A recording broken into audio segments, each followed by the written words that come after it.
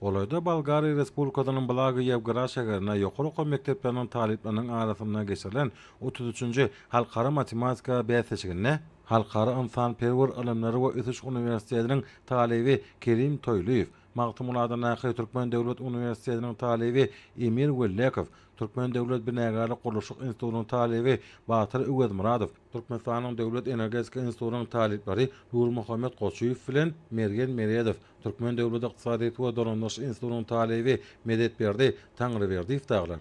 Altın medallara münasip bollar. Şeýlede Seyitnarar Seýdadyň Naky Türkmen Döwlet Muallimçilik Institutynyň talibi Urt Gellikhanow, Türkmenistanyň Döwlet Energetika Institutynyň talipleri Kakyrly Muhammed Amanow hemde Tahir Ýollaşow daglar ikinji ornara münasip bollar. Ýurdumyzyň talip ýaşlarynyň halkara bäsleşiklerine şular ýaly ýeňişleri gazanmaklary, ýurdumyzda gahrman arkadamyzyň we arkadaly gahrman serdarymyzyň taýsy tagalary bilen milli bilim ulgamynyň halkara derejesine göterilýäniň aýdyň sultnamasydyr.